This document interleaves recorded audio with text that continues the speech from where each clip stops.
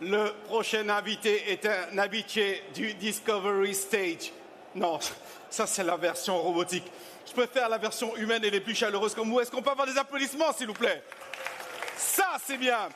Celui qui va arriver ici est un habitué de la Discovery Stage. Je crois qu'il est passé tous les jours, mais c'est un véritable passionné. Sa structure, c'est HABS pour Human Augmented Brain System, recevant Othman Shihab sous vos applaudissements.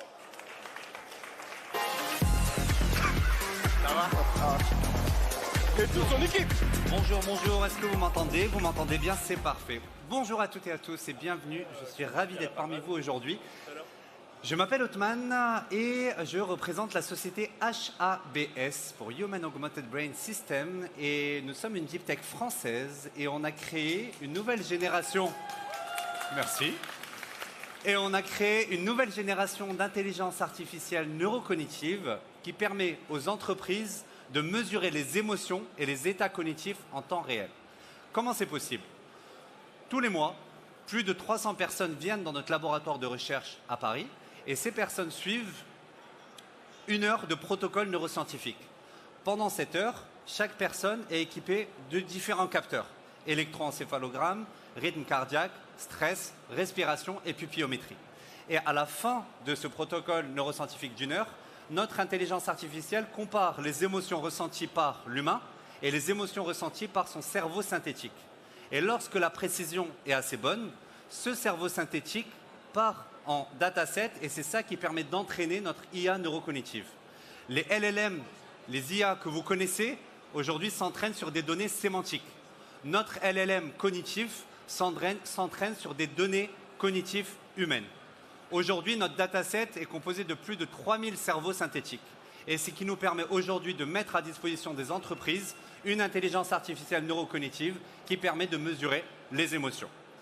Avant de vous expliquer à quoi ça sert, quels sont les cas d'usage concrets, on va mettre en application devant vous, en exclusivité aujourd'hui, une mise en application qui combine la neuroscience et la robotique.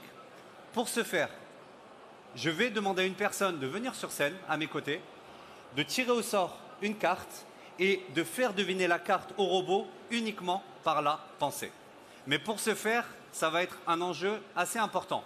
Il faut que la personne puisse respirer, se concentrer, parce que tout dépend d'elle. Donc, avant de commencer de faire cette expérience, on a besoin de faire une phase de calibration. Donc, qui souhaiterait participer à cette expérience sur ça? Bien, c'est parti. Vous pouvez l'applaudir, s'il vous plaît. Comment tu t'appelles? Iwan. Iwan, je dis bien. Iwan, je vais te laisser entre les mains de Nicolas. Nicolas va t'équiper d'un capteur EEG, électroencéphalogramme. C'est un capteur qui permet d'analyser en temps réel les signaux électriques émis par ton cerveau en continu. Okay?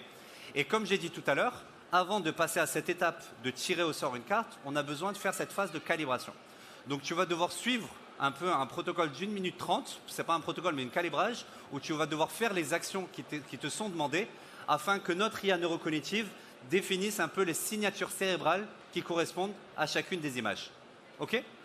Je laisse Nicolas t'équiper et je reviens te retrouver d'ici 1 minute 30. D'accord. En attendant que Iwan s'équipe, à quoi ça sert en fait de pouvoir mesurer les émotions? Pour différentes raisons. Une IA neurocognitive peut être utile, par exemple, dans la santé, de pouvoir mesurer le niveau de douleur d'un patient qui ne peut pas s'exprimer. Ça peut être aussi utilisé dans le secteur de la formation. On ne peut pas améliorer ce qu'on ne peut pas mesurer. Aujourd'hui, avec HABS, on a un outil qui permet de mesurer ce qu'on ne peut pas exprimer. Et donc, par exemple, on va pouvoir mesurer le niveau de concentration ou de stress. Donc, pour des phases de formation, que ce soit pour des pilotes, pour des opérateurs de première ligne ou même des prises de parole en public, on a aujourd'hui un outil qui permet de mesurer des états cognitifs de concentration ou de stress. Et enfin, ça peut être aussi utile dans les phases de tests consommateurs. Donc par exemple, quand on fait des tests consommateurs pour les marques qui veulent tester des produits, elles dépendent aujourd'hui essentiellement des réponses du déclaratif des personnes. Mais sauf que la problématique de ces tests consommateurs qui dépendent de l'humain, c'est qu'on dépend de l'humain. Et donc, il y a des biais.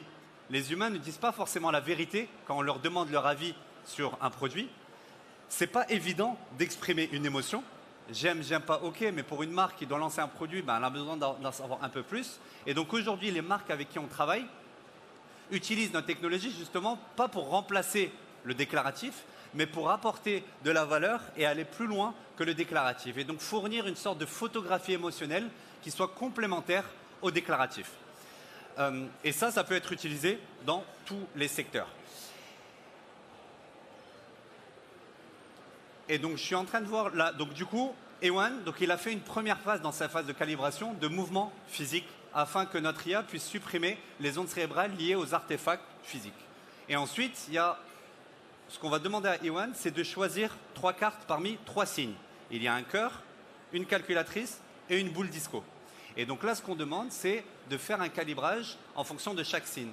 Donc là, pour le cœur, on lui a demandé de répéter 10 fois le prénom d'une personne qu'il aime et de visualiser un cœur. Pour la calculatrice, on lui a demandé de réciter la table de 6 dans sa tête et de visualiser une calculatrice. Et puis pour la boule disco, on va lui demander de réciter une musique qu'il aime dans sa tête, de fermer les yeux et de visualiser une boule disco. Pourquoi ces étapes sont essentielles? Parce que c'est ce qui permet à notre intelligence artificielle neurocognitive de définir quelles sont les signatures cérébrales qui correspondent à chacune de ces actions. Et ensuite, ça sera à Ewan de passer à l'action. Et pour information, ce n'est pas une démonstration qui marche à 100%. On a un taux de réussite de 94%. Pourquoi les 6%? Parce qu'elles dépendent beaucoup de l'humain. Donc c'est pour ça que ça va être important à ce moment que Ewan respire et se concentre sur la paire. Ça va, Ewan? Parfait. Donc maintenant, tu es passé à la phase de calibrage. Maintenant, c'est là où tout va se jouer. Je vais t'inviter à te placer ici, à côté du robot. Très bien. Donc là, je vais t'équiper de ce capteur, ce récapteur.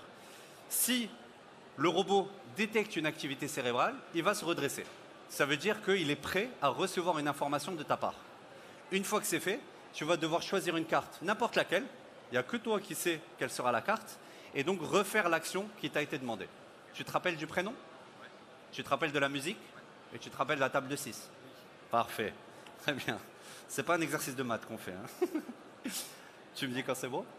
On attend un peu. C'est bon.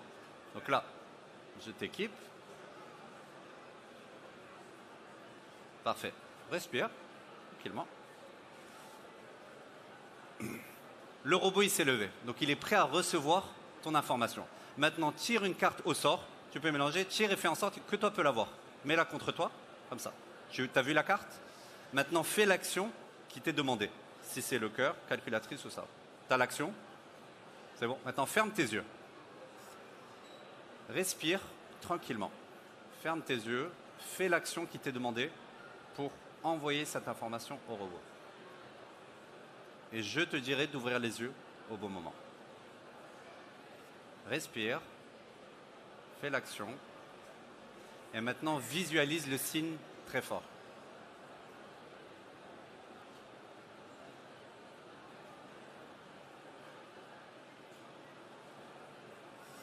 Respire.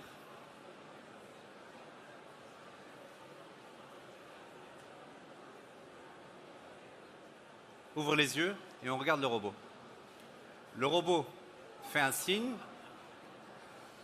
et indique une carte à prendre. Il indique une carte à prendre. Est-ce que tu peux montrer la carte que tu as avec ta main gauche? Et va prendre la carte qui t'a été indiquée à droite avec ta main droite. Celle qui est toute à droite. Non, il a indiqué celle qui est toute là-bas, ouais. Et montre-la au public. Bravo, Ewan. Tu peux la garder en souvenir.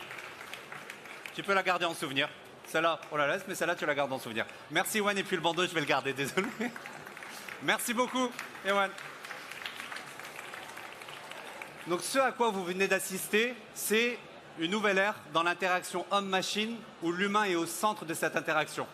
Le robot n'a pas lu dans la pensée de Ewan. C'est Ewan qui a envoyé l'information au robot seulement par la pensée. Et je vous laisse imaginer le potentiel de cette technologie. Nous sommes HABS et on est fiers d'être parmi vous aujourd'hui. Merci beaucoup. Allez.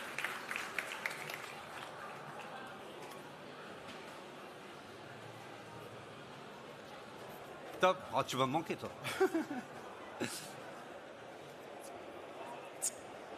Vous pouvez les applaudir encore bien fort. HABS.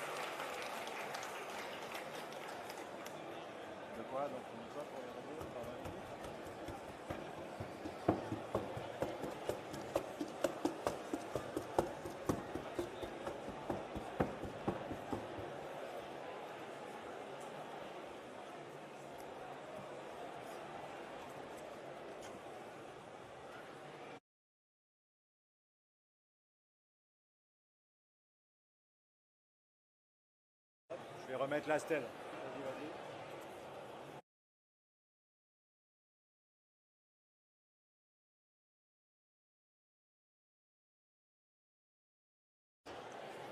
Voilà, on va poursuivre ici avec quelque chose de particulier qu'on a eu à vivre tout à l'heure, la parade des robots. Alors, celles et ceux qui étaient là tout à l'heure, on va vous demander de comment on va faire ça. Je ne savais pas qu'on allait être aussi nombreux, mais il va falloir que vous puissiez reculer un maximum parce qu'il y aura plein de robots là où vous vous trouvez. Ils vont passer par cette entrée et la sortie, donc les allées doivent être ouvertes aussi. Pensez à récupérer vos effets personnels et vraiment faire encore plus de place. Vraiment, on voulait retirer les sièges circulaires, mais il va falloir encore vous tasser. Vraiment, vous allez être quasiment collés les uns sur les autres s'il faut. Mais ils sont très nombreux, une vingtaine de robots. La parade ici dans cette 10e édition de Vivatech. On est ici au Discovery Stage. Notre objectif était de vous présenter le futur avec tous ces founders, ces créateurs. Et ça a été un beau rendez-vous pour nous parce que très occupé au niveau de la scène et au niveau des sièges. Et c'était un bonheur. Les familles sont là aujourd'hui. Alors continuez à vous pousser un salaire comme ça, mais je vous assure, quand ils arrivent, ils font des sauts périlleux, ils se jettent sur vous et tout. Non, ça, c'est pas vrai. C'est la partie qui n'est pas vraie, mais poussez-vous vraiment un maximum. Voilà. On va y arriver.